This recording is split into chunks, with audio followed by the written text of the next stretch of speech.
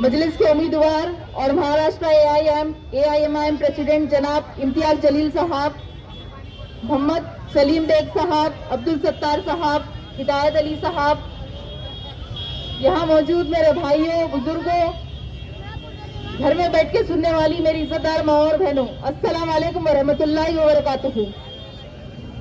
इस इंतखाबात में मजलिस का सिर्फ एक ही पैगाम है, इत्तेहाद, इत्तेहाद, इत्तेहाद, क्योंकि ये वक्त की पुकार है और इत्तेहाद में ही ताकत है।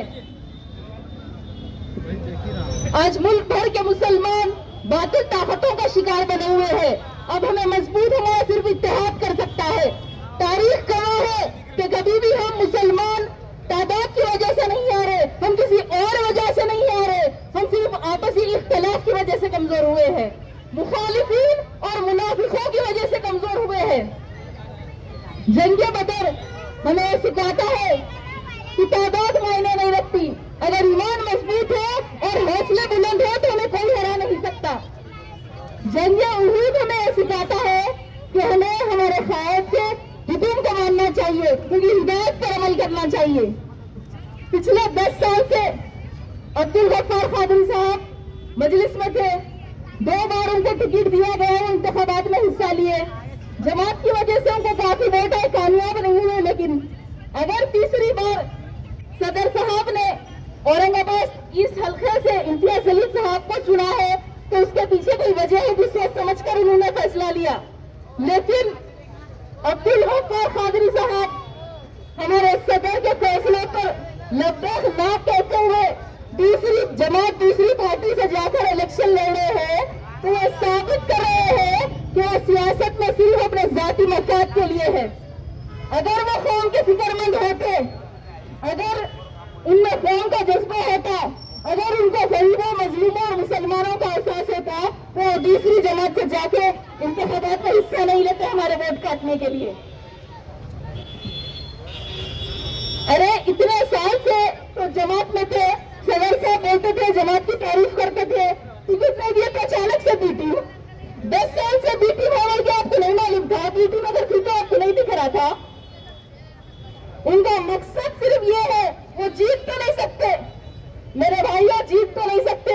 अल्हम्दुलिल्लाह औरंगाबाद में मजलिस के लाखों चाहने वाले हैं, इम्तियाज जलील के चाहने वाले लाखों हैं, वो जीत तो नहीं सकते। उनका मकसद सिर्फ ये है कि चाहे बीजेपी जीत जाए लेकिन इम्तियाज जलील साहब हारना चाहिए।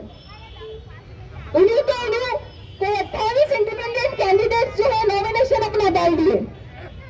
तो मेरे भाइयों, ऐसे ही मंसूबे जो है खिलाफत उस्मानिया को कमजोर करने के लिए प्लान की गई थी। तो अब असल इम्तिहान औरंगाबाद ईस्ट की आवाम का है। आप लोगों को अपनी समझदारी का सबूत देना होगा, खुद एहतियात से मुत्तहिद होकर अपने वोटों का इस्तेमाल करना होगा।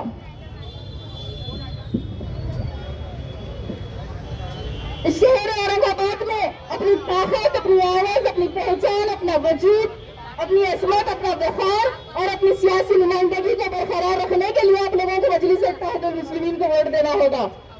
दूसरी पार्टियां हमारी आवाज नहीं बन सकती, कभी नहीं बन सकती। जब पार्लियामेंट में 10 अमेंडमेंट बिल को पेश किया गया तो यूबीटी सेना के 9 MP भाग गए। जब हमें उनकी जरूरत रहती तो वो भाग जाते। जब हमारे मसलों पर आवाज उठाने की वक्त आता तो वो खामोश रहते। अरे दूसरे पार्टियों को छोड़ो, दूसरे पार्टियों के मुस्लिम लीडर्स भी खामोश रहते, किसी के मुंह में उनको जबान नहीं है, पूरे गुंडे है। अगर असद साहब, अकबर साहब बोले तो बोलते हैं नहीं, ये बंदे रहे, वो बंदे रहे, ऐसा हो जाता, बीजेपी भी खाता होता। खामोश मिजाजी हमें जीने नहीं देगी। अगर जीना है इस दुनिया में तो कोहराम मचा देना। अगर खामोश रहेंगे तो हमारी नस्लें गुंगी हो जाएगी, और अगर हमारी खुद की सियासी क़यादत रहेगी तो गुंगियों के मुंह में जुबान आ जाएगी। याद रखिए, 20 के दिन पतंग, 23 के दिन जश्न, इंशाअल्लाह। इम्तियाज जलील साहब को भारी अक्सरियत से कामयाब करिए, अपना कीमती वोट मजलिस के हक में दीजिए। शुक्रिया, अस्सलाम वालेकुम।